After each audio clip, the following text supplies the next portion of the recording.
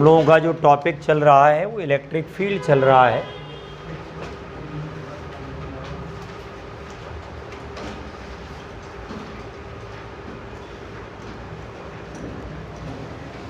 Electric field जो है वो टॉपिक चल रहा है हमारा, और इलेक्ट्रिक फील्ड जो हमारा टॉपिक है इसमें हम लोगों ने दो फार्मूले सीख लिए थे, F = QE, और दूसरा फार्मूला जो हम लोगों ने सीख लिया था इसमें वो कौन सा वाला सीख लिया था, E = क्या बताया था कि Q/R²। क्यों बता दिया था कि नहीं? कितने फार्मूले हमने आपको बता दिए थे? दो फार्मूले आपको मैंने बता दिए थे। एक फार्मूला मैंने आपको बताया था F = QE, और दूसरा फार्मूला हो गया F = K, और Q/ क्या है, R² है। ये हमारा जो है F का फार्मूला है, that is the formula of F electric field, sorry. तो इतना हमने आपको बता दिया। क्वेश्चन कहाँ तक करा दिए थे बेटा? कौन से नंबर तक क्वेश्चन हो गए हैं? क्वेश्चन नंबर 3 हो गया था। क्वेश्चन नंबर 3 हम लोगों ने कर लिया है। हम लोग जो प्रैक्टिस कर रहे हैं, है ना, हम लोग जो प्रैक्टिस कर रहे हैं वो किसकी कर रहे हैं? अभी इस वाले फॉर्मूले की प्रैक्टिस कर रहे हैं। किसकी कर रहे हैं? F = QE, इस वाले फॉर्मूले की प्रैक्टिस हो रही है। अब इसमें आप बात को समझिए, F = QE जो हमारा फॉर्मूला है इसकी हम लोग प्रैक्टिस कर रहे हैं। एक बात और समझिए, फॉर्मूला है किस चीज़ का? ये फॉर्मूला है किस चीज़ का है? ये फॉर्मूला है किस चीज़ का? ये फॉर्मूला हमारा जो है वो फोर्स ऑन अ चार्ज का फॉर्मूला है। किसका फॉर्मूला है ये? जैसे कहीं पर इलेक्ट्रिक फील्ड होता है और उस इलेक्ट्रिक फील्ड में आपने Q चार्ज को रिलीज़ किया, तो जब Q चार्ज को हमने रिलीज़ किया है तो कितना फोर्स होगा बताओ? F = QE आएगा कि नहीं आएगा? F का फॉर्मूला क्या हो गया बेटा? F = QE आएगा कि नहीं आएगा, है ना? ये हमारा कौन सा चार्ज है बोलो? Q है, और ये हमारा फोर्स क्या हो गया बोलो? F = QE आएगा कि नहीं आएगा? तो ये उसी का फॉर्मूला F = QE है। जब किसी चार्ज को कहाँ पर रिलीज़ कर दिया जाता है? फील्ड के अंदर रिलीज़ कर दिया जाता है, तो उसका जो फार्मूला निकल के आता है वो ये होता है। तो मैंने आपको क्वेश्चन नंबर 3 तक बता दिया था कि 4th बता दिया था। पैराबोलिक वाला पाथ वाला नहीं कराया था? करा दिया। तो 4th वाला बताना है। अब आइए क्वेश्चन नंबर 4 है ना। क्वेश्चन नंबर 4 में आप देखिए, पहले क्वेश्चन पढ़ लीजिए आराम से। क्वेश्चन नंबर 4 को पहले आराम से पढ़ लीजिए। क्वेश्चन नंबर 4 कह क्या रहा है? क्वेश्चन नंबर 4 ये कह रहा है कि जो इलेक्ट्रिक फील्ड हमारा दिया है वो दिया है E0 sin ωt। Electric field का जो फॉर्मूला है E0 sin ωt, E बराबर है E0 sin ωt। ये हमारा इलेक्ट्रिक फील्ड का फॉर्मूला है। इलेक्ट्रिक फील्ड बराबर है E0 sin ωt। ये हमारा इलेक्ट्रिक फील्ड का फॉर्मूला है। E बराबर है E0 sin ωt। ये हमारा फॉर्मूला जो है वो E0 का है। किसका फॉर्मूला है बेटा? E0 का फॉर्मूला है। इन्होंने कहा है कि इसमें, इस इलेक्ट्रिक फील्ड के अंदर जो फॉर्मूला लिखा है, इस इलेक्ट्रिक फील्ड के अंदर एक चार्ज को हमने डाल दिया है। किसको डाल दिया है? चार्ज को अंदर ड्रॉप कर दिया है। अब क्वेश्चन क्या पूछ रहा है? क्वेश्चन ये पूछ रहा है कि वो जो पार्टिकल है वो SHM करेगा। क्यों करेगा? आप जरा गौर से देखिए, यहाँ पर क्या लिखा है? साइन लिखा है। साइन कौन सा फंक्शन होता है बोलो? हार्मोनिक फंक्शन होता है। साइन कैसा फंक्शन होता है?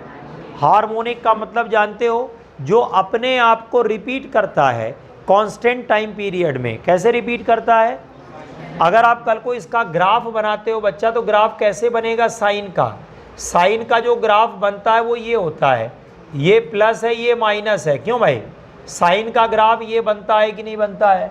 तो ई बराबर है ई नॉट साइन ओमेगा टी हो गया कि नहीं हो गया? ई बराबर कितना हो गया बोलो?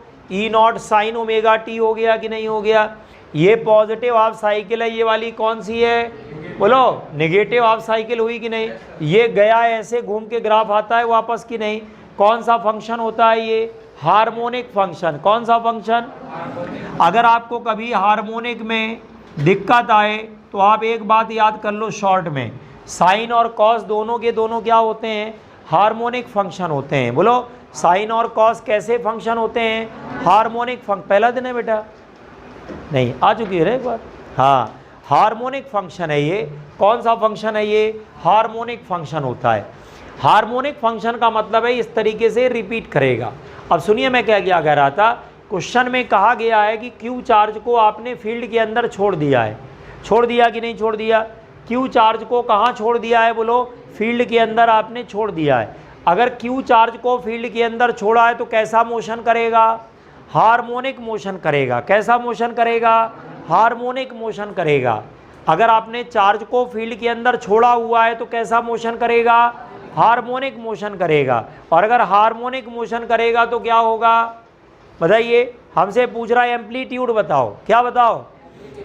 आपको अगर जानकारी ना हो तो बता दें। अगर कोई बॉडी एसएचएम करती है, क्या करती है बेटा? एसएचएम। ये क्या होता है? Mean position.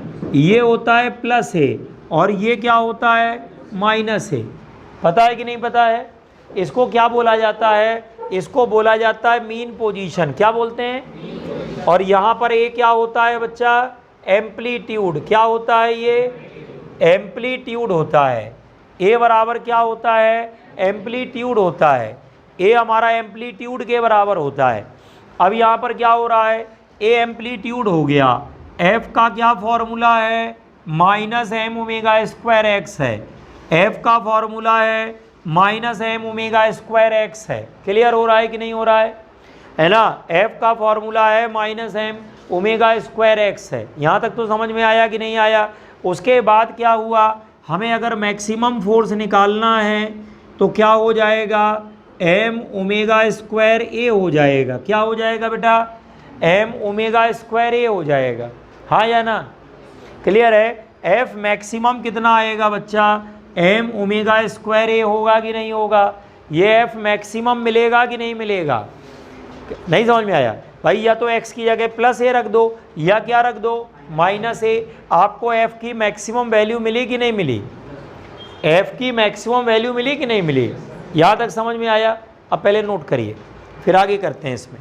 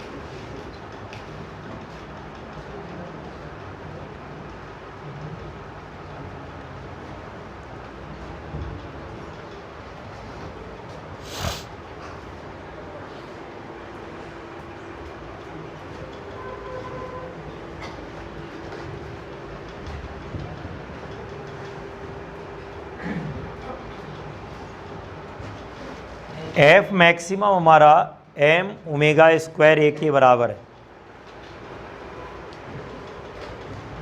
क्लियर है? एफ मैक्सिमम आपका एम ओमेगा स्क्वायर ए के बराबर है। अब सुनिए ध्यान से, यहाँ पर आपने चार्ज को रिलीज किया है। पहले लिख लो, कुछ लोग थोड़ा स्लो लिखते हैं, कोई बात नहीं। जहाँ पर हमारी स्पीड तेज़ हो बता दिया करो, आराम से धीमे हो जाएंगे। थोड़ा स्पीड हमारी ज़्यादा हो जाती है ना? ज़्यादा होने का कारण भी है ना? कारण थोड़ा कैलकुलेशन हम पास तेज़ करते हैं, देखा होगा। दूसरी दिक्कत क्या है कि शुरुआत में जब हमने नीट पढ़ाना शुरू किया तो हमको न्यू लाइट में पढ़ाने को मिला, और वहाँ भी रिपीटर बैच मिला, है ना। हाँ, कानपुर में रिपीटर बैच मिला। रिपीटर बैच क्या होता है, स्लो पढ़ाओ तो हुटिंग करने लगते हैं पीछे से, है ना, पीछे चिल्लाने लगते हैं, भाई 400-500 बच्चा बैठा है और हुटिंग करने लगेगा, कितना बुरा लगेगा। नहीं नहीं, अच्छा लगता है, बुरा काहे लगेगा भाई। बच्चा अगर कमेंट कर रहा है तो अच्छी बात है, नहीं सही है, इसका मतलब हमारे बारे में सोच रहा है भाई, इसमें बुरा मानने की क्या बात है। Never, I don't feel anything like this. तो मेरा कहने का मतलब उसमें बच्चों को थोड़ा सा फास्ट पढ़ाना पड़ता है रिपीटर में, क्योंकि पढ़े रहते हैं। अब 2 साल 3 साल जिसने कोचिंग कर रखी है, सुपर रिपीटर जो होते हैं, है ना, उनको हम लोग सुपर रिपीटर कहते हैं। तो हमारी बिरादरी में सब यही आते थे, है ना, अभी भी है मार्केट में आसपास भी। शैलेंद्र सर पढ़ाते हैं केमिस्ट्री, ठीक है ना, वो हमारे स्टूडेंट हैं, उनको हमने न्यू लाइट में ही पढ़ाया था, है ना। 1-2 लोग और हैं, नाम नहीं लेंगे। तो मेरा कहने का मतलब उम्र हो गई, तो मेरा कहने का मतलब है कि कुल मिलाकर के कि हम लोगों को स्पीड थोड़ा बढ़ जाती है। क्या है, बच्चा जब जल्दी समझने लगता है तो वे जल्दी जल्दी पढ़ाते हैं। आपको लगे नहीं सर तेज़ हो रही है, हमें धीमे चल, तो धीमे कर लेंगे। कोई अपना ऐसा तो है नहीं कि नहीं परमानेंट स्पीड इतने की है कि 40 किलोमीटर पर आवर से ही चलना है, जैसे उसमें लिखा होता है, क्या कहते हैं किनारे सड़क के, कि 40 किलोमीटर पर आवर है ना, तो भाई 60 नहीं जा सकते। आपने कई बार कहा सर जल्दी पढ़ा दो, इस चीज़ को आसान है, तो हमने जल्दी पढ़ा देंगे। आपने कहा नहीं सर ये थोड़ा टफ हो रही है, थोड़ा धीरे धीरे पढ़ाओ, धीरे पढ़ा देंगे। फ्लेक्सिबिलिटी है, नहीं समझ में, हाईली एडजस्टेबल टीचर है हम, कोई दिक्कत नहीं। समझ में आ रहा कि नहीं आ रहा, जिसमें आपको मज़ा आए, आपका काम बने, आपके सवाल लगें, वो हम करेंगे, उसमें हमें कोई दिक्कत नहीं। आप कहोगे नहीं सर ऐसे नहीं हो रहा है, ऐसे करा दो, ऐसे करा देंगे आपको, लेकिन हमसे बताना पड़ेगा, है ना। मर्ज तो बताओगे ना डॉक्टर को कि हाँ भाई ये बीमारी है कि नहीं, जाके चुपचाप वहाँ बैठ गए, पहचानो कौन सी बीमारी है। ऐसा होता है क्या, बताओ भाई, डॉक्टर के यहाँ आप जाते हो और टेबल के सामने बैठ के यही कहते हो क्या उससे कि नहीं पहचानो कौन सी बीमारी, नहीं ना, बताते हो ना, तो हमको ही बताओ ना कि आपको दिक्कत हो रही है, आपको साइन कॉस नहीं आता। आपने एक चीज़ ध्यान नहीं दी होगी, साइन यहाँ पे लिखा है SIN, यहाँ पे लिखा है SIN ही लिखा है, ध्यान नहीं दिया। जब कभी भी साइन के आगे एंगल लिखा जाता तो ये हटा देते हैं, और जब अकेला लिखा जाता तो कभी भी अकेला नहीं लिखते, सिन होता है ये हमारे मैथ्स वाले सर कहते थे, अकेला कभी लिखिएगा तो ई लगा के लिखते हैं। इसका पूरा नाम होता है साइन, ई लगता है, इसका पूरा नाम कोसाइन। याद रहेगा कि नहीं रहेगा। तो छोटी छोटी चीज़ें होती हैं। तो मेरा कहने का मतलब ये हार्मोनिक फंक्शन होते हैं, टाइम पीरियड कांस्टेंट है। अब काम की बात सुनिए, जो क्वेश्चन बना हुआ है जिसमें 1 लाइन का क्वेश्चन है, ये चीज़ तो आपको अलग से याद रखनी पड़ेगी कि बॉडी SHM करती है तो बेटा कौन सा फोर्स होता है, F = -m⍵²x। इस फोर्स का नाम जानते हो क्या होता है, रिस्टोरिंग फोर्स। क्या नाम होता है इसको, हम लोग क्या कहते हैं, रिस्टोरिंग फोर्स। क्या नाम बोलते हैं बेटा, रिस्टोरिंग फोर्स बोलते हैं।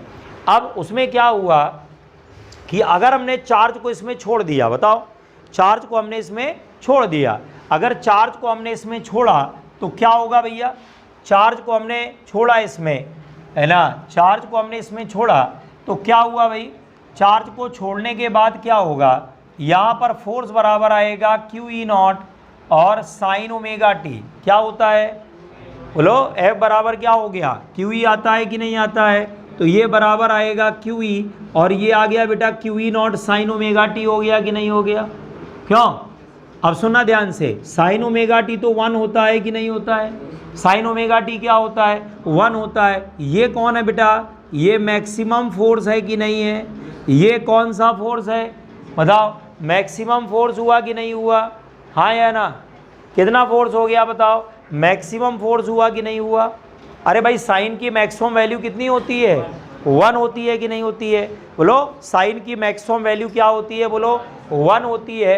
तो बोलो यहाँ पर QE0 आया कि नहीं आया, बोलो QE0 आया, तो QE0 हमारा किसके बराबर है, F मैक्सिमम के बराबर है कि नहीं है, हाँ या ना।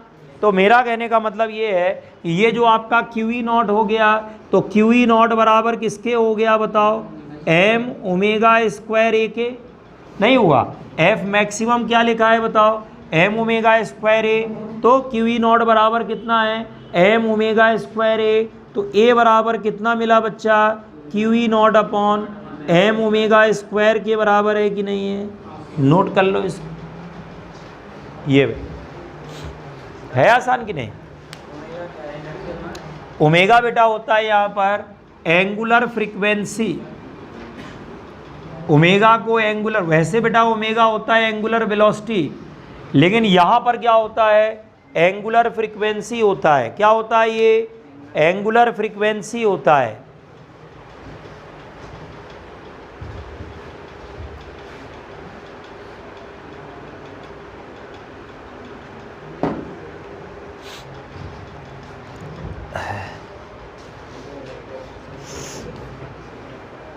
ठीक है, एंगुलर फ्रीक्वेंसी और एंगुलर वेलोसिटी।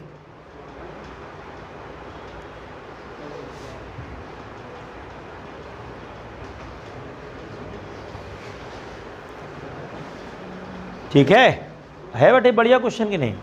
आपको अगर ये वाला फॉर्मूला आता है ना बेटा, तो एक लाइन का क्वेश्चन है, दूसरी लाइन नहीं लगेगी इसमें। एक लाइन का क्वेश्चन है, दूसरी लाइन का इस्तेमाल नहीं होगा, इस बात को समझिए। आप लोग बेटा इसको लेके ना बैठा करो, एक नोटबुक लेके बैठा करो, उसमें लिखा करो। ये नहीं कि सॉल्यूशन उसमें लिखा हुआ है, उसमें नहीं, दोबारा करिए। देखो ग्रोथ करोगे तो अलग से मेहनत, मतलब मेहनत तो करनी पड़ेगी ना, है ना। देखो आपके अचीवमेंट पे हम घमंड करेंगे बाद में, करेंगे कि नहीं करेंगे, है ना। भाई जैसे हम दूसरों का नाम बताते हैं, आपका ही बताएंगे क्लास में, फला नाम से पढ़ा हुआ है, कहेंगे कि नहीं। भाई स्टूडेंट जब तरक्की करता है तो फिर खुशी होती है, होती कि नहीं होती। नाम बताते हैं हम लोग कि फला नाम से पढ़ा है, क्यों बताते हैं भाई। अगर तो आप तरक्की नहीं करोगे तो हम बताएंगे नहीं हमसे पढ़ा है, तो उधर से नहीं, हमसे नहीं पढ़ा है, नहीं सही है। पढ़ाए भी होंगे तो नहीं बताएंगे। अगर आप तरक्की कर लोगे तो भाई हर आदमी कहेगा, जो जुड़ा होगा कि भाई हमारा देखो फलाना भतीजा जा रहा है। अब तुम्हारा भतीजा इसलिए IAS बन गया, ऐसा थोड़ा है, नहीं समझे भाई। बहुत बार होता है, आजकल अभी IAS का रिजल्ट निकला तो लोग अपनी अपनी फ़ोटो डाल रहे हैं, हमारे मामा का लड़का देखिए IAS, तो मतलब इसलिए सेलेक्ट हुआ क्योंकि तुम्हारे मामा का लड़का है, वरना ना होता। मतलब उसमें भी क्रेडिट आदमी अपनी ले रहा है। देखो नहीं समझ में आ रहा है। अभी एक दिन की बात बताता हूँ, मैं लास्ट ईयर था, ये बगल में हॉस्टल चलाते हैं, नाम नहीं लेंगे, तो हॉस्टल चलाते हैं, तो मिले हमको ऐसे ही पान की दुकान पे खड़े कुछ कर रहे थे, तो हम, है ना, हम नहीं लेंगे। तो मेरा कहने का है ना, किसी का नाम लेके बुराई करनी नहीं चाहिए, है ना। मेरा कहने का मतलब ये कि वो कहते हैं कि मैं हमारे यहाँ से ये सिलेक्ट हुआ, हमारे यहाँ, मतलब हॉस्टल वाला कह रहा है, मतलब वो इसलिए सिलेक्ट हुआ है कि हमारे यहाँ हॉस्टल में रहता था इसलिए सिलेक्ट हुआ है। ये देखो हमारे यहाँ, मतलब हमारे हॉस्टल में था, देखो सिलेक्ट हुआ, हमारे हॉस्टल का बड़ा अच्छा ट्रैक रिकॉर्ड है। अभी क्या ट्रैक रिकॉर्ड है, हॉस्टल में कौन सा ट्रैक रिकॉर्ड होता है। हॉस्टल में साफ सफाई रखो, बात खत्म हो गई, और क्या उसमें ट्रैक रिकॉर्ड होता है। अब किसी हॉस्टल में रहने से वो IAS बन जाएगा या नीट में सिलेक्शन हो जाएगा, टॉप रैंक ले आएगा, हॉस्टल वाले का योगदान होता है। अगर होने लग जाए तो हर आदमी हॉस्टल ढूंढ करके वही वाला जाए, टीचर से लेना ही देना नहीं है। मतलब आदमी की बात सुनो, समझ में आ रहा है कि नहीं आ रहा। ऐसी ऐसी बातें शुरू कर देते हैं। तो मेरे कहने का मतलब ये कि क्रेडिट लेना शुरू कर देते हैं।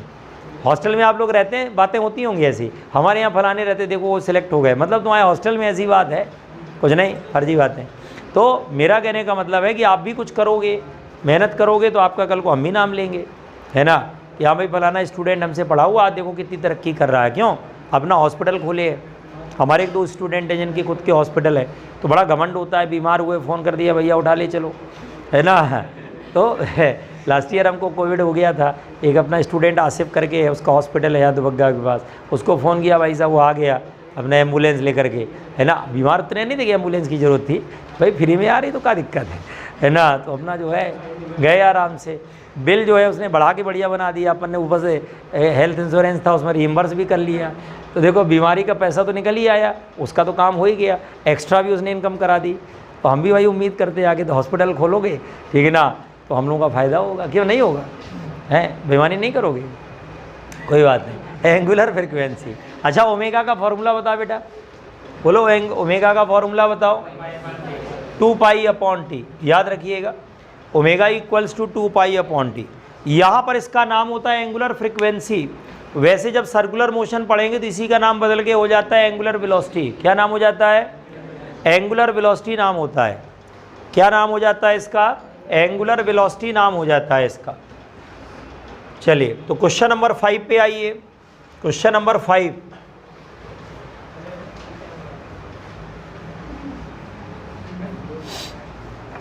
क्वेश्चन नंबर 5,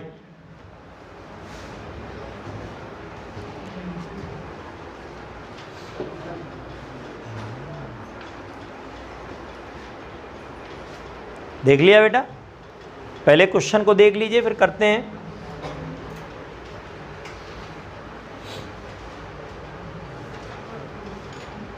ये देखिए Q चार्ज है और इलेक्ट्रिक फील्ड हमारी E है, ये हमारा D डिस्टेंस है। सामने देखिए एक दीवार है छोटी सी। अब हो क्या रहा है, यहाँ पर क्या है, ये Q चार्ज है हमारा, E इलेक्ट्रिक फील्ड आ रहा है ना, ये हमारा D डिस्टेंस है। अब इनमें हमने क्या किया, इसको यहाँ पे छोड़ दिया, U बराबर 0 है। अब अगर U बराबर 0 होगा तो क्या होगा, इसको आप जैसे ही छोड़ोगे इधर मूव करेगा कि नहीं करेगा, बोलो। जैसे ही आप क्या करोगे, बोलो, छोड़ दोगे, ये आगे बढ़ जाएगा कि नहीं बढ़ जाएगा। अगर आगे बढ़ेगा तो क्या होगा, हैं, आगे अगर ये बढ़ गया तो क्या होगा, जा कर के सामने वाली दीवार से टकराएगा, टकराने के बाद फिर वापस आएगा। इलास्टिक कोलिजन अगर है तो एनर्जी कंजर्व होगी, गया वापस आया, फिर गया फिर वापस आया। कैसा मोशन करेगा, बार बार ऑसिलेटरी मोशन। कैसा मोशन करेगा, ऑसिलेटरी मोशन। याद रखिएगा, जब तक रिस्टोरिंग फोर्स ना हो तब तक SHM नहीं होता है, याद रहेगा। अब यहाँ देखो, ये वाला जो आपका ब्लॉक है, ये गया वापस आया, जाना और आना मिला करके एक टाइम पीरियड हुआ कि नहीं हुआ। जितनी देर में गया उतनी देर में वापस आया, T टाइम जाना, T टाइम वापस आना, हो गया कि नहीं हो गया। तो टाइम पीरियड कितना मिल गया बताओ, 2T मिल गया कि नहीं मिल गया। टाइम पीरियड कितना मिल गया बताओ, 2T मिल गया। तो टाइम पीरियड यहाँ पे 2T आ जाएगा। हमसे यही तो पूछ रहा है कि टाइम पीरियड बताओ। क्या पूछ रहा है, बोलो, टाइम पीरियड बताओ कितना होगा, what is the value of time period. पूछ रहा है कि नहीं पूछ रहा है, ये टाइम पीरियड की वैल्यू पूछ रहा है कितनी होगी, नोट करिए।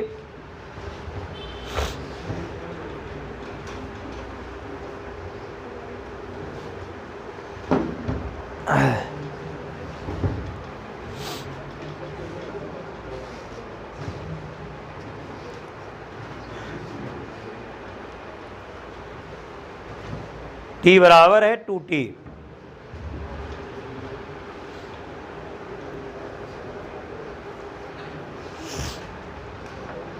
जाना और आना, जाने वाला टाइम हो गया T, लौटने वाला टाइम T, दोनों मिला दिया तो कितना हो गया, 2T।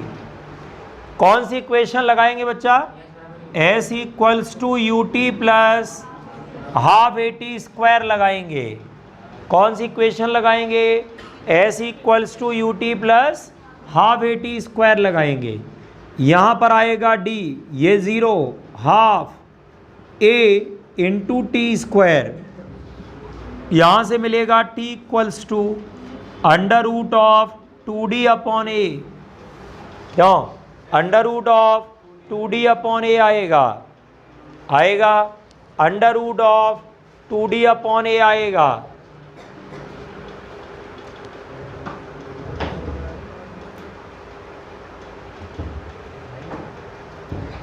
ठीक है। अब यहां से देखो, जो फोर्स लग रहा है वो कितना लग रहा है, QE। बात नहीं करें, फोर्स कितना लग रहा है, QE। एक्सेलरेशन क्या होगा, F अपॉन M, क्या होगा ये, QE अपॉन M। उठा करके रख दो, तो टाइम कितना मिला, under root of 2D upon A आएगा QE अपॉन M, आएगा कि नहीं। अब टाइम पीरियड निकालोगे तो ये आएगा 2T, तो ये आएगा 2 under root of 2MD upon QE, 2 का स्क्वायर 4 अंदर ले जाओ तो T बराबर आएगा under root of 8MD upon QE। ये आंसर आ जाएगा 8MD अपॉन QE। नोट करिए इसको।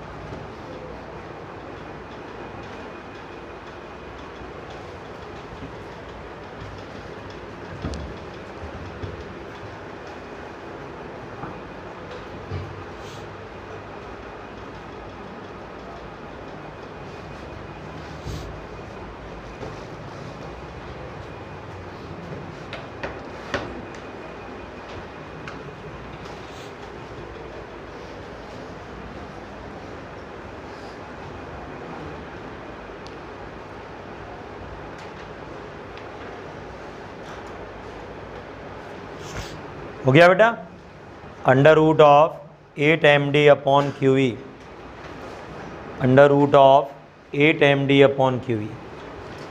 फिर से समझा दें, यहाँ पर ये ब्लॉक था, रेस्ट पर था, है ना।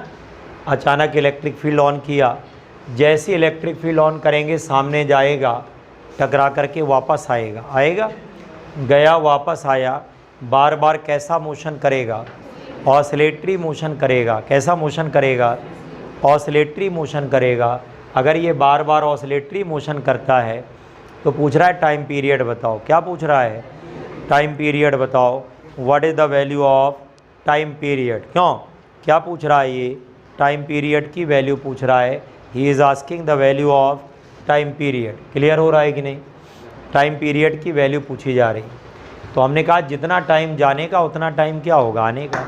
जाने का निकाल लिया, डबल कर दिया, क्या निकला है। अब आप सोचिए कितना आसान क्वेश्चन है ना। अगर थोड़ा भी दिमाग लगाएं तो बहुत आसान है। HC वर्मा का है, HC वर्मा का क्वेश्चन है, आप चेक कर सकते हो, है ना, कितना आसान है।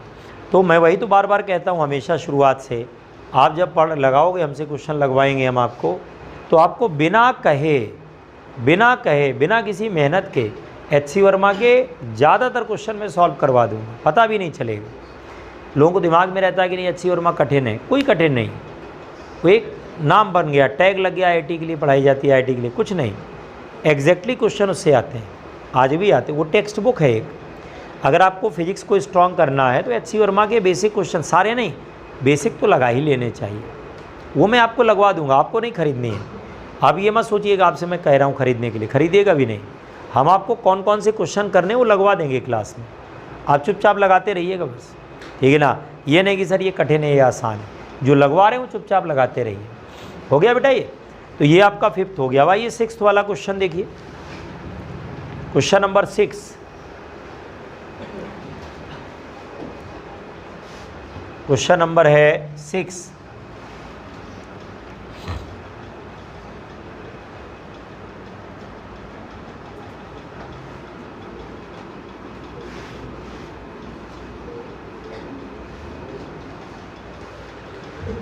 Excuse me.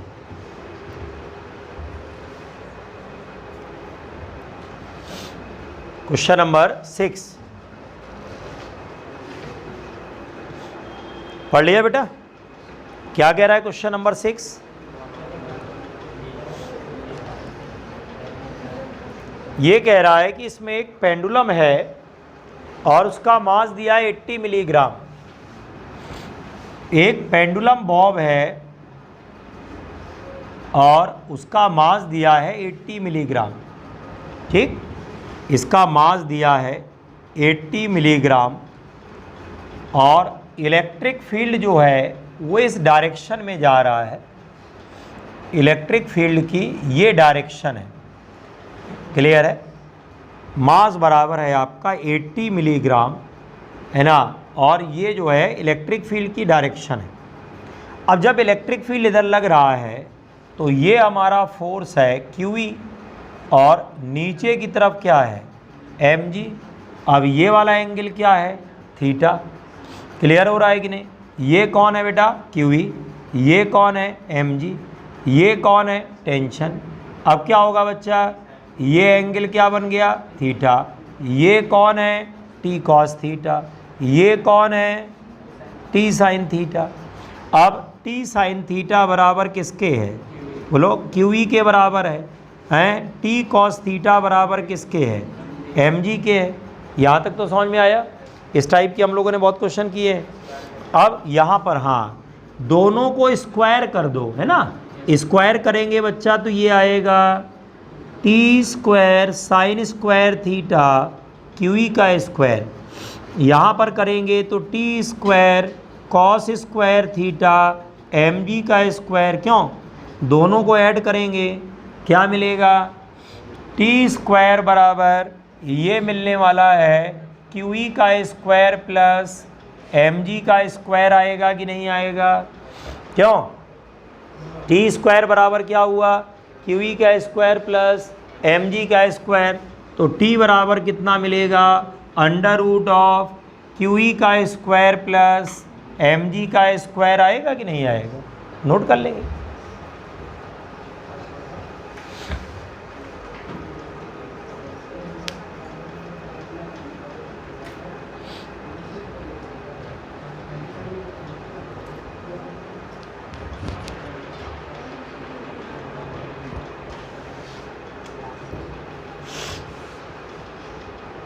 सॉल्व कर डालिए इसको।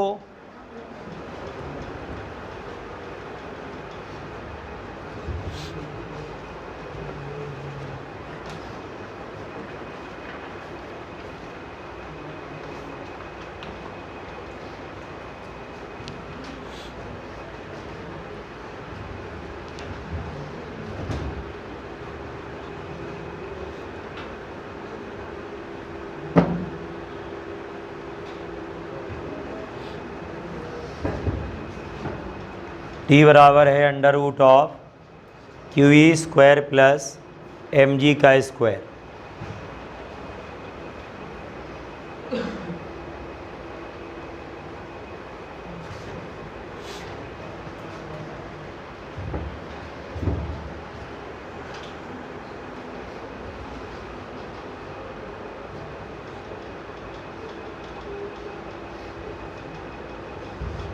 अब यहाँ से वैल्यू निकाल लो आप।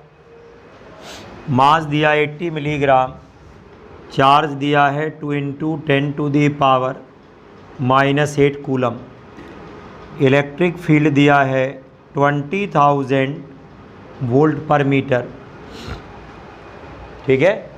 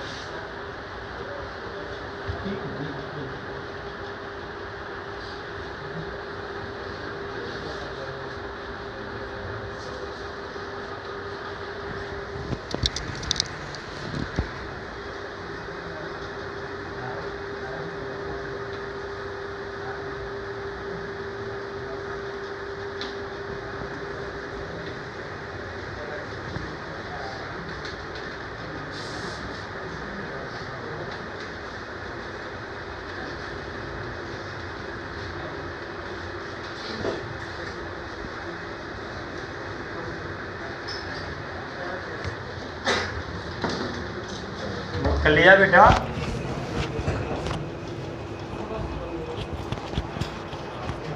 हाँ, टी बराबर है under root of Q E square plus M G का स्क्वायर। ये वैल्यू हुई कि नहीं हुई?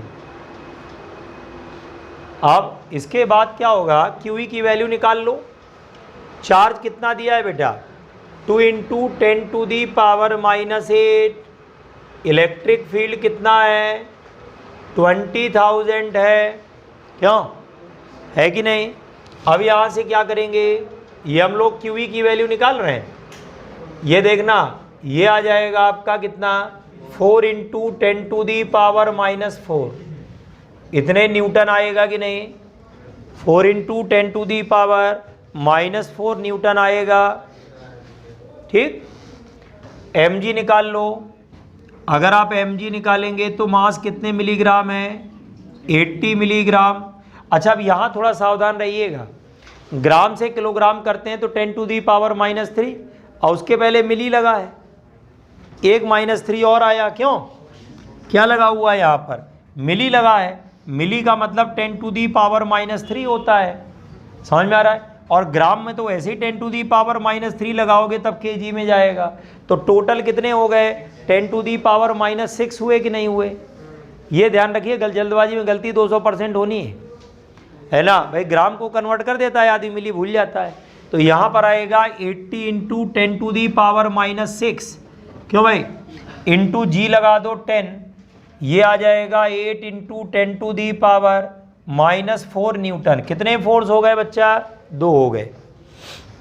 एक हो गया आपका क्यू ई और दूसरा आपका हो गया एम जी।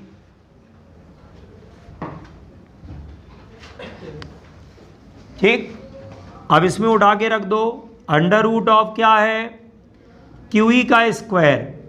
अगर ये करेंगे तो 4 इंटू 10⁻⁻4 का स्क्वायर प्लस ये आएगा 8 इंटू 10⁻⁻4 का स्क्वायर। आ गया, क्या मिला बच्चा, t इक्वल्स टू 10⁻⁻4 कॉमन हो गया, यहाँ पर आ गया 4 का स्क्वायर 16, ये आया 64।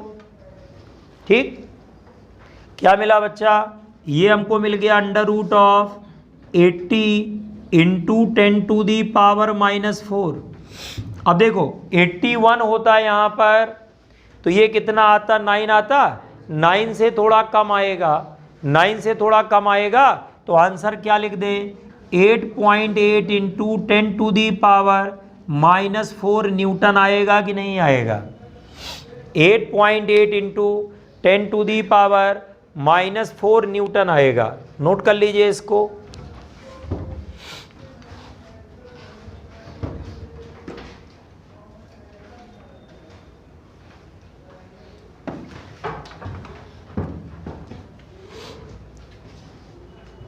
ठीक है, यही ऑप्शन दिया है। अगर ऑप्शन ना दिया होता तो हम तो आंसर लिखते 9 इंटू 10⁻⁴, क्योंकि 80 है, 81 मान करके आंसर लिख देते। अब लेकिन ऑप्शन में दिया है 8.8, तो ठीक है लिख देते हैं। अब बताओ समझ में आ रहा है कि नहीं आ रहा। जिन लोगों ने पढ़ रखा है पहले से, जो मैंने पहले पढ़ाया था कुछ लोगों को, उनको तो ठीक है। जो नए बैठे हुए हैं, जिन्होंने नहीं पढ़ा था, उनको समझ में आ रहा है कि नहीं आ रहा है। आ रहा है बेटा, क्लियर है। कौन कौन से थे जो दूसरे वाले उससे आए थे ट्रांसफ़र होकर के बैच से, हाँ 1 2 3, हाँ आ रहा समझ में, कर ले रहे हैं आप, ठीक है। तो मेन है कि आपको क्वेश्चन निकलने लगें, तब तो फ़ायदा है पढ़ने से। बहुत बड़ा टीचर पढ़ा रहा, बहुत छोटा टीचर पढ़ा रहा, नहीं पढ़ा रहा, अलग पढ़ा रहा, सवाल नहीं निकले सब बेकार है। क्यों, समझ में आ रहा कि नहीं आ रहा। हम यूट्यूब में देखा करते हैं बहुत सारे वीडियो, टीचर आता, मैं बहुत बड़ा टीचर हूँ, है ना, नहीं मैंने देखा एक में, है ना। तो ऐसा नहीं होता है बेटा, आपका फ़ायदा हो। डॉक्टर बहुत बड़ा है, हमारा इलाज हुआ, फ़ायदा नहीं हुआ तो हमारे लिए तो बेकार है, कूड़ा है। क्यों, तो इसलिए आपको बेनिफिट मिलना चाहिए। ना निकल पा रहे हो अभी बता दो। 2 बातें हमेशा ध्यान रखनी। पहली बात ये कि ये क्यूई कब लगाना है, जब कोई चार्ज पार्टिकल इलेक्ट्रिक फील्ड के अंदर आ जाए तब लगाना है, एक बात। दूसरी चीज़, ये आपका प्लस है कि माइनस है, बोलो ये देख लेना। अगर ये पॉजिटिव वाला चार्ज होगा तो फील्ड की डायरेक्शन में फोर्स लगेगा, अगर नेगेटिव चार्ज होगा तो फील्ड के क्या होगा, ऑपोजिट में फोर्स लगेगा। क्यों, ये 2 बातें जरूर देख लेना। कब फॉर्मूला लगाना है, when a charge particle is inside क्या, इलेक्ट्रिक फील्ड। इलेक्ट्रिक फील्ड किसी और ने डेवलप किया है, इलेक्ट्रिक फील्ड किसी और ने डेवलप किया है, ये इस चार्ज का नहीं है। ये इलेक्ट्रिक फील्ड इस चार्ज का नहीं है, किसी और का है। ये इलेक्ट्रिक फील्ड किसी और ने डेवलप किया है, बात को समझ लो। और ये उसके फील्ड में बैठा हुआ है तो फोर्स लग रहा है। नेक्स्ट और देख लीजिए, क्वेश्चन और है, पढ़ लीजिए क्वेश्चन क्या कह रहा है।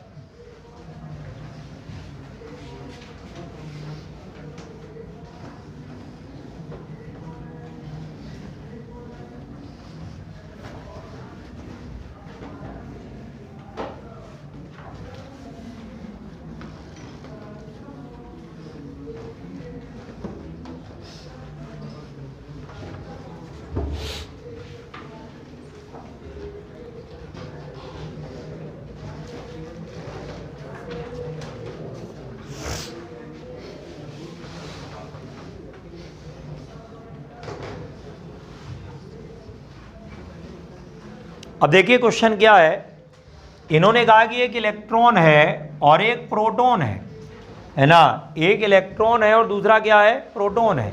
दोनों को हमने फील्ड में क्या किया है बताओ, डाल दिया है, मूव कराया, सेम डिस्टेंस मूव कराया।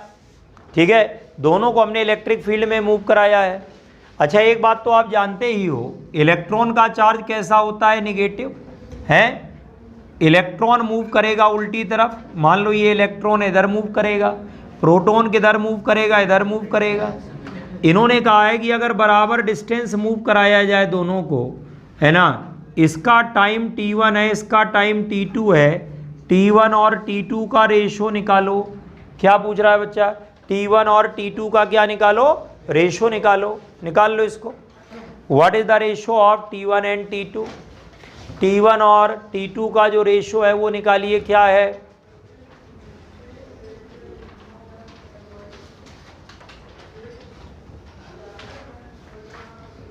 ये हमारा T1 है, ये हमारा T2 है। T1 और T2 का जो रेशो है वो निकालो। What is the ratio of T1 and T2?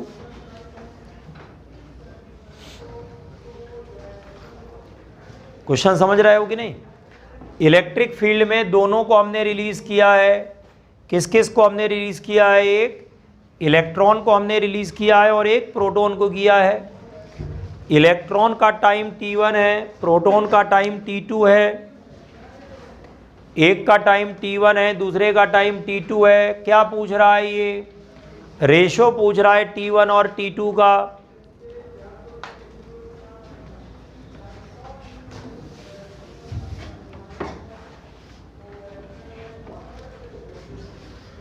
अब देखिए यहां पर S का फॉर्मूला होता है UT plus half AT square. ये डिस्टेंस यहां पर D हो जाएगी। क्यों? ये 0 half AT square, T square बराबर है 2D अपॉन A आ जाएगा। क्यों? तो T बराबर आएगा under root of 2D upon A आ जाएगा। T बराबर है under root of 2D upon A आएगा।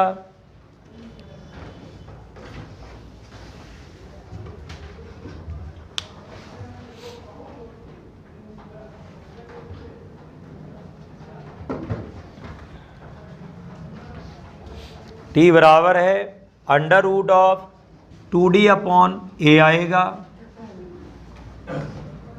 ठीक। अच्छा एक बात और है, यहां पर जो चार्ज होता है दोनों का बराबर होता है। F का फॉर्मूला होता है QE। बोलो, F का फॉर्मूला QE है। F का फॉर्मूला QE है। अब यहां पर क्या मिलेगा? F बराबर E कैपिटल E आएगा। एसलेशन का फॉर्मूला F अपॉन M है, तो ये आएगा QE अपॉन M। एसलेशन का फॉर्मूला है QE अपॉन M। एसलेशन का फॉर्मूला है QE अपॉन M। क्यों? एसलेशन मिल जाएगा QE अपॉन M। अब आप देखिए यहां पर ये एसलेशन यहां पे रख दिया जाए हैं। यहां से देखो T आपका इनवर्सली प्रोपोर्शनल किसके आ रहा है? A के। और A इनवर्सली प्रोपोर्शनल किसके आ रहा है? M के आ रहा है। वैल्यू रख देते हैं। ये आएगा T बराबर under root of 2D upon A की जगह रखेंगे QE अपॉन क्या होगा? M। तो T डायरेक्टली प्रोपोर्शनल किसके आएगा? रूट M के आएगा कि नहीं आएगा?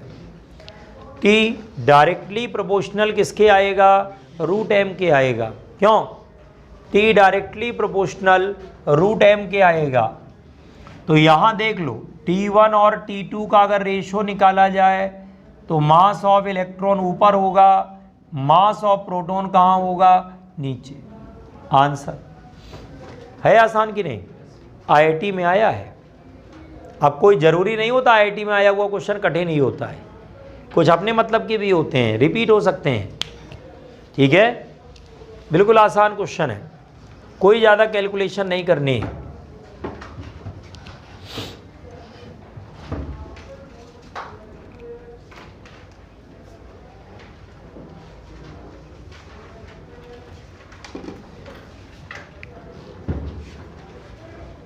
T1 upon T2 mass of electron upon mass of proton.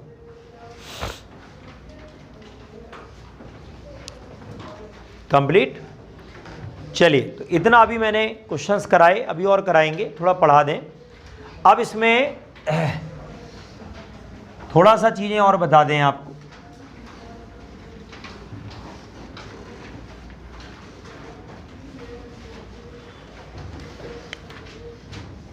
बता ये दें आपको कि हमने आपको एक electric field due two point charge का फॉर्मूला बताया था। क्यों? Electric field due two point charge, electric field due two point charge का फॉर्मूला बताया था। बताया था कि नहीं? Electric field due two point charge बताया था। मैंने ये कहा था कि जैसे कोई चार्ज Q है और यहाँ से R डिस्टेंस पर एक पॉइंट P है, क्यों? यही तो है कि नहीं?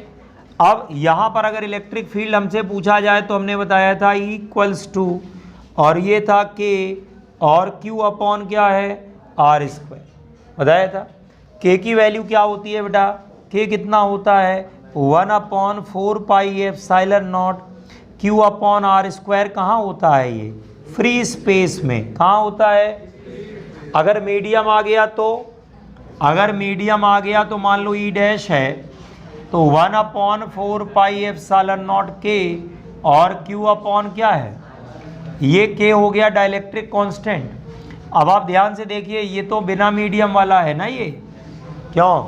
1/4πε0 Q अपॉन R स्क्वायर क्या है, बिना मीडियम वाला है। उसके नीचे आपने अपॉन K लगाया हुआ है कि नहीं? अब यहाँ पर क्या होगा भाई, ये हमारे पास आएगा क्या, E डैश बराबर है E अपॉन K आएगा कि नहीं आएगा? E डैश बराबर E अपॉन K आएगा। जितना K बढ़ाओगे उतना E की वैल्यू कम होती जाएगी। K बढ़ाने से E की वैल्यू क्या होती है, कम हो जाती है। जैसे आपने K बराबर इन्फिनिटी रख दिया, K बराबर इन्फिनिटी रखा तो E डैश बराबर क्या होगा, 0। K इन्फिनिटी किसके लिए होता है, मेटल्स के लिए या मेटलिक कंडक्टर के लिए। आ रहा समझ में कि नहीं आ रहा है? अब नोट कर लो पहले इतना, ठीक है? ये आपका electric field due two point charge. ये फॉर्मूला मैंने लास्ट टर्न पे बताया भी था। एक बार इसको समझा करके फिर इसके क्वेश्चंस करने हैं। थोड़ा एक्सप्लेन कर दें क्योंकि भूल गए होगे थोड़ा बहुत। HTML बीमारी भी तो है, शॉर्ट टर्म मेमोरी लॉस, है ना? 2 दिन बाद आकर पूछे पढ़ाया था, कब पढ़ाया था? अच्छा, ऐसा कुछ आप पढ़ाया भी था आपने? नहीं।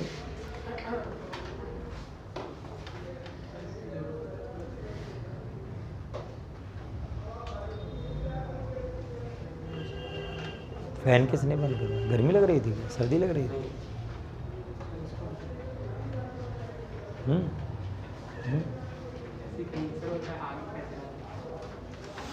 हाँ, नोट करिए।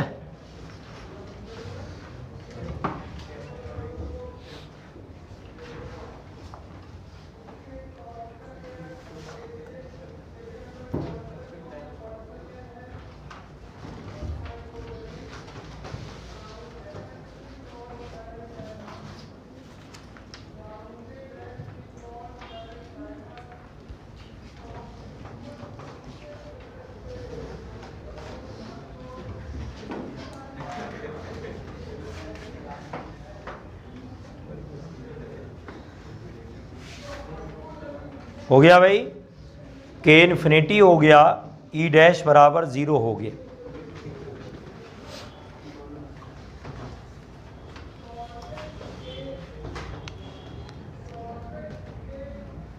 अब यहां पर एक बड़ा अच्छा क्वेश्चन बनता है कि आखिर मेटल के अंदर फील्ड 0 क्यों होता है?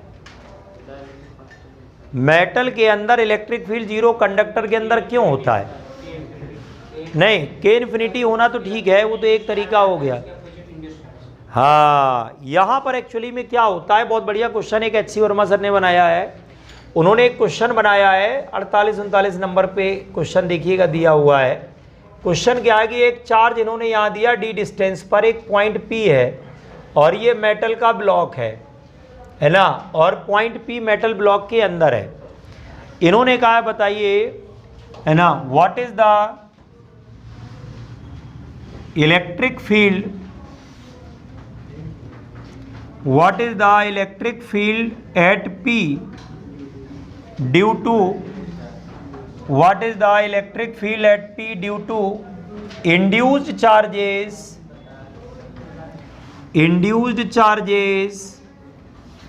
inside the block। क्यों भाई, ब्लॉक के अंदर जो है क्या है, जितने इंड्यूस्ड चार्जेस हैं उनकी वजह से कितना इलेक्ट्रिक फील्ड होगा, बोलो कितना इलेक्ट्रिक फील्ड होगा, ये पूछा जा रहा है। अब देखिए आप, कितना बढ़िया उन्होंने हेल्प कर दी आपकी। अगर आपसे कोई पूछे मेटल के अंदर फील्ड 0 होता है तो क्यों होता है, तो ये ना बोलिएगा के इन्फिनिटी है। क्यों होता है? Because of the induced charges. किसकी वजह से होता है? बोलो, due to the induced charges. इस बात को आप समझिए, due to the induced charges. जो हमारे इंड्यूस्ड चार्जेस होते हैं उनकी वजह से होता है। Because of the induced charges, जो हमारे इंड्यूस्ड चार्जेस हैं उनकी वजह से होता है। Because of the induced charges. What is the electric field at P due to the induced charges inside the block. Block के अंदर इंड्यूस्ड जो चार्जेस हैं उनकी वजह से कितना फील्ड होगा, ये पूछा जा रहा है। बात को आप समझ लीजिए। अब सुनिए ध्यान से। अब यहीं पर देखो, समझने वाली बात है, फील्ड 0 कहाँ से आया। यहाँ पर अगर ये ब्लॉक ना होता, अगर ये ब्लॉक यहाँ पर ना होता तो क्या होता? अगर ये ब्लॉक यहाँ पर ना होता तो क्या होता? बोलो, ये ब्लॉक यहाँ पर ना होता तो क्या होता? यहाँ पर फील्ड 0 नहीं होता ना। कितना होता? 1/4 पाई एप्सिलॉन नॉट और कितना Q/d² होता कि नहीं होता? बोलो, यही तो होता।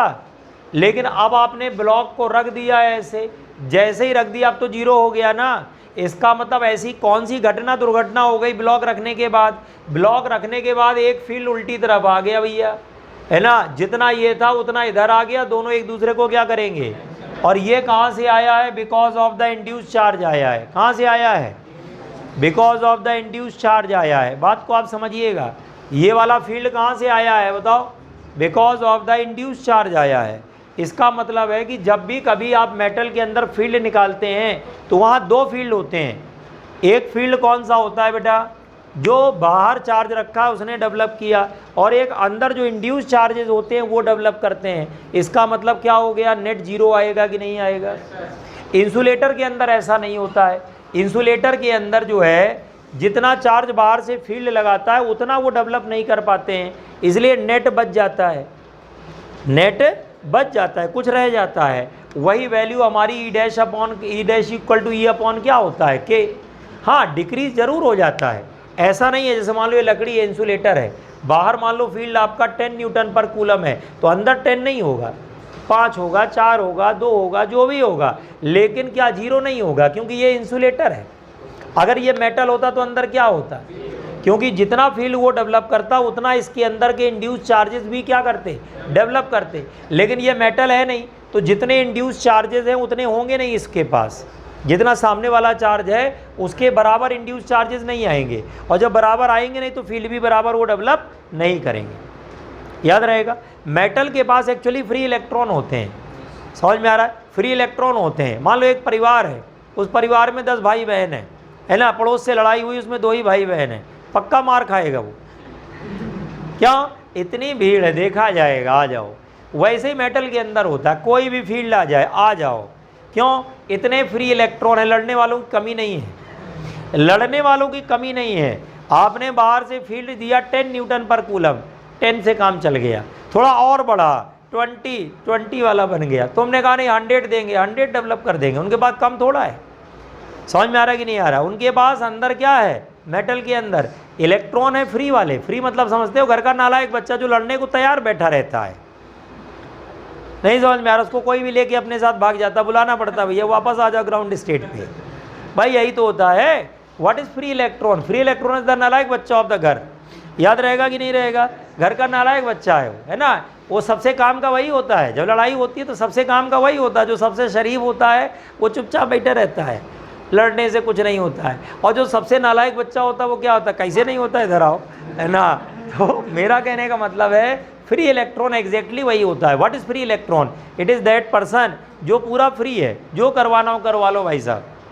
क्लियर हो रहा है कि नहीं हो रहा? चंद्रमा में भेजना हो तो भेज दो भाई साहब, यही जाएगा, यही जाएगा कि नहीं जाएगा? तो इसीलिए मेटल के अंदर इतने फ्री इलेक्ट्रॉन होते हैं।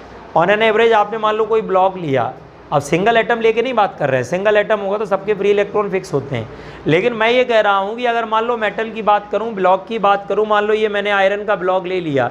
अब इसका वजन मान लीजिए फॉर एग्जांपल 20 ग्राम है, मान लो इसका वजन मान लो लगभग 20 ग्राम है। अब 20 ग्राम वजन का मान लो ये हमारे पास है, है ना, कितने नए एटम आ जाएंगे इसके अंदर, आप खुद कैलकुलेट कर सकते हो मोल कॉन्सेप्ट लगा करके, कर सकते हो कि नहीं। कितने सारे 10⁻23 के ऑर्डर में चलेंगे कि नहीं, इतने सारे होंगे कि नहीं, उतने इलेक्ट्रॉन सबके पास फ्री होंगे। अगर फेरस है तो 2 होंगे, फेरिक है तो 3 होंगे। याद रहेगा कि नहीं रहेगा। तो मेरा कहने का मतलब क्या होगा, इतना सारा उसके अंदर क्या है, बोलो कैपेबिलिटी है इंडक्शन कराने की कि नहीं है, इसलिए कोई दिक्कत नहीं होती। आराम से आप जितना फील्ड दोगे उतना ये डेवलप कर देगा कि नहीं कर देगा। आ रहा समझ में कि नहीं आ रहा, क्लियर हो रही मेरी बात कि नहीं हो रही। तो मैं वही कह रहा था कि क्यों डबल जीरो होता है, because of the induce charges. बोलो क्यों जीरो होता है बताओ, because of the induce charges. Note कर लेंगे इसको, because of the induce charges. Induce charges की वजह से, because of the induce charges मिटा दें। तो ये आपका मीडियम आने से फील्ड पर क्या फ़र्क पड़ा है, ये आपको पता चल गया। Electric field due two point charge. अच्छा एक बात और सुनिए, electric field is a vector quantity. क्यों, इलेक्ट्रिक फील्ड कैसी क्वांटिटी है। अब मान लीजिए आपने बहुत सारे चार्जेस लिए, Q1 लिया, Q2 लिया, Q3 लिया, और यहाँ पर एक पॉइंट P लिया, और ये जो है आपने P पॉइंट पर फील्ड निकाल लिया, ये E1 है, और इस वाले चार्ज का जो फील्ड है वो E2 है, और इस वाले चार्ज का जो फील्ड है वो हमारा E3 है। क्यों, तो जो रिजल्टेंट फील्ड हमारा आएगा वो कितना आएगा, E1 आएगा, E2 आएगा, E3 आएगा। तो रिजल्टेंट फील्ड क्या होता है बच्चा, वेक्टर सम होता है। क्या होता है ये, वेक्टर सम होता है। रिजल्टेंट फील्ड क्या होता है, वेक्टर सम होता है। बना लेंगे, इसको कहते हैं प्रिंसिपल ऑफ सुपरपोजिशन। क्या नाम दिया जाता है इसको, प्रिंसिपल ऑफ सुपरपोजिशन नाम दिया जाता है। इसका नाम होता है प्रिंसिपल ऑफ सुपरपोजिशन। क्या नाम होता है इसका, प्रिंसिपल ऑफ सुपरपोजिशन। नोट कर लेंगे इसको, that is principle of superposition.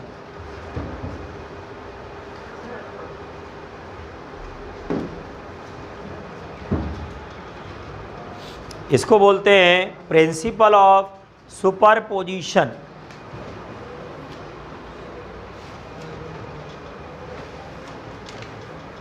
किसी भी पॉइंट पर आपको फील्ड अगर कैलकुलेट करना है तो जो रिजल्टेंट फील्ड होता है वो वेक्टर सम होता है, that is the vector sum. Resultant field is the vector sum.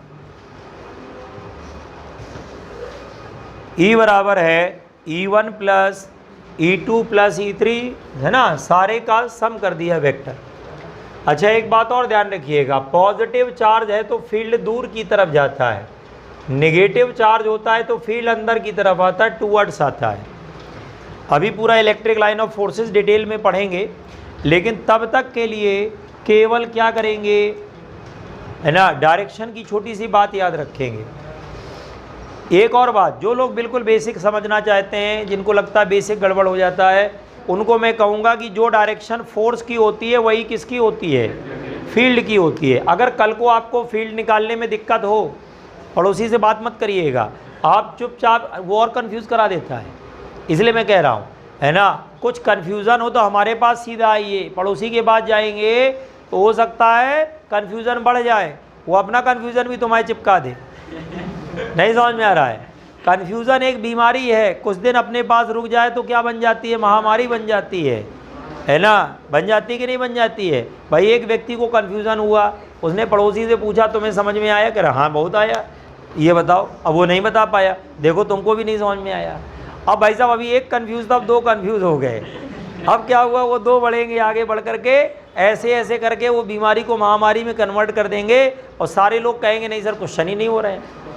अब भाई साहब इसमें समस्या क्या होती है, एक व्यक्ति होता है शुरुआत में, अगर वो पहले पकड़ में आ जाए, उसको समझा दो तो समस्या नहीं आती है।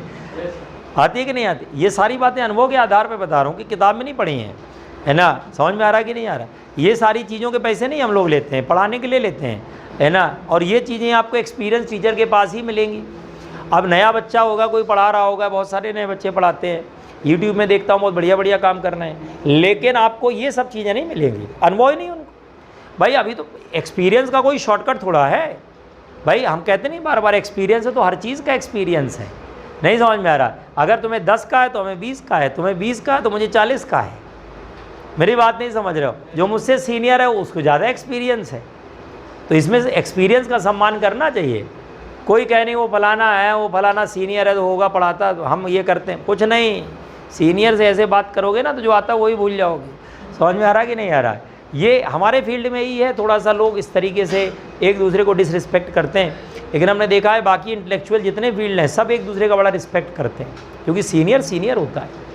भाई सीधी सी बात है, जितनी तुमने किताबें अभी नाम नहीं सुनी उतनी तो कबाड़ी को बेच चुका है, ऐसे याद रखो ना भाई, सीधी सी बात है।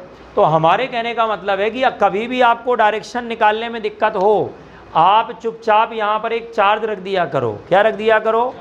अब आप इन दोनों के बीच में फोर्स की डायरेक्शन तो निकाल सकते हो ना। अगर फोर्स की डायरेक्शन निकाल सकते हो तो जो डायरेक्शन फोर्स की होगी वही किसकी होगी? फील्ड की होगी। ये पॉजिटिव है, ये भी कैसा है? पॉजिटिव है, रिपेल करेगा। जो डायरेक्शन फोर्स की होगी वही किसकी होगी? और बाद में चुपके से इसको हटा देना, क्या दिक्कत?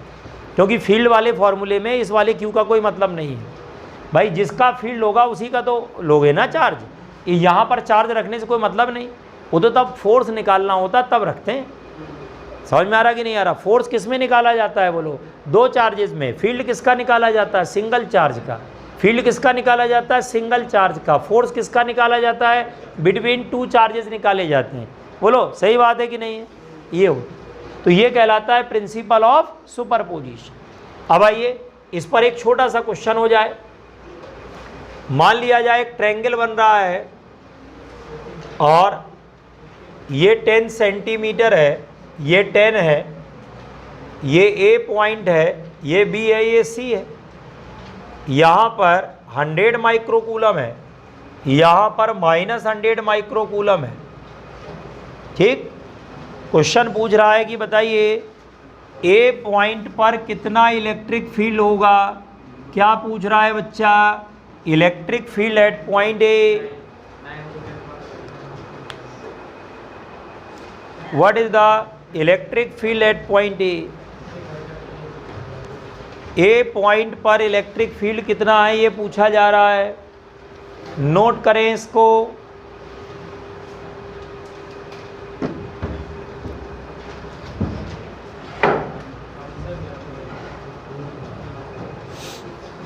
बात मत करिए। ए पॉइंट पर इलेक्ट्रिक फील्ड पूछ रहा है क्या होगा। ये चार्ज कैसा है बच्चा? पॉजिटिव। ये कैसा है? पॉजिटिव का फील्ड बनेगा दूर, इसका नाम चाहे तो E1 रख लेना। ये निगेटिव है, इसका फील्ड बनेगा टूवर्ड्स, E2 हो जाएगा। दोनों का इलेक्ट्रिक फील्ड हमारा E है, दोनों का इलेक्ट्रिक फील्ड हमारा E है, दोनों का इलेक्ट्रिक फील्ड हमारा E है। ये हमारा E1 हो गया, ये E2 हो गया, और ये कौन हो गया बच्चा? E हो गया। क्यों? अब सुनो ध्यान से, E1 और E2 आपस में बराबर हैं। क्यों? ये भी 100 माइक्रोकूलम है, ये भी कितना है? माइनस ही तो लगा है। माइनस नेचर होता है, क्या होता है? प्लस माइनस नेचर होता है। क्यों? समझ में आ रहा है? और ये नेचर आता कहाँ से है? इलेक्ट्रॉन की डेफिशिएंसी से आता है या एक्सेस से आता है? ज़्यादा मिल गया तो नेगेटिव, कम मिल गया तो पॉजिटिव। क्लियर हो रहा है कि नहीं?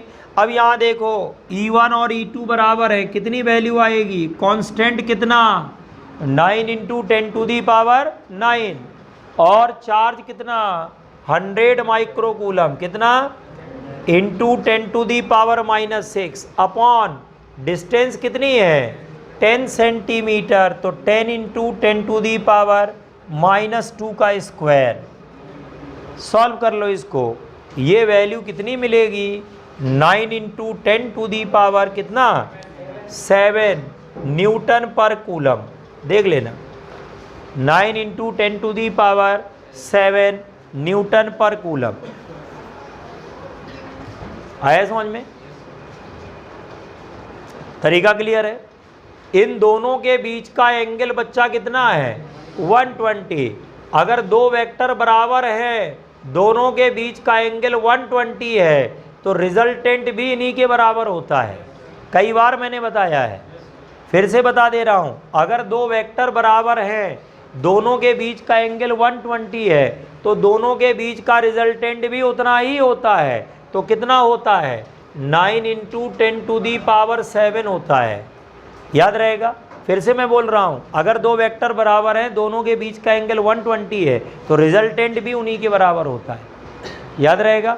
ये मैंने r = 2a cos θ/2 को खूब एनालाइज किया है और उसको यूज़ करना सीखिए। याद रहेगा? जिसने ना पढ़ा हो उसको दोबारा लिख लेना, है ना। अलग अलग एंगल, 60 डिग्री है, पीछे √3 लग जाता है, 90 डिग्री पीछे क्या लग जाएगा? √2, 120 में बराबर होता है। याद रहेगा कि नहीं रहेगा? क्लियर हो रहा है सबको? चलिए, तो मैंने आपको होमवर्क टाइप का एक तरीके से दे दिया। क्या मैंने आपको प्रिंसिपल ऑफ सुपरपोजिशन करा दिया और इसके क्वेश्चन करने के लिए होमवर्क दे दिया। होमवर्क आप कर सकते हो। पेज नंबर कौन सा है? ये 12 है। पेज नंबर 12 में स्क्वायर वाला कौन सा नंबर क्वेश्चन है? 11वां, 11 से शुरू करके आगे करने हैं सारे। जितने कर पाओगे, नहीं हम हैं, कराएंगे आप। ठीक, चलिए, बाकी नेक्स्ट टर्न पे करते हैं।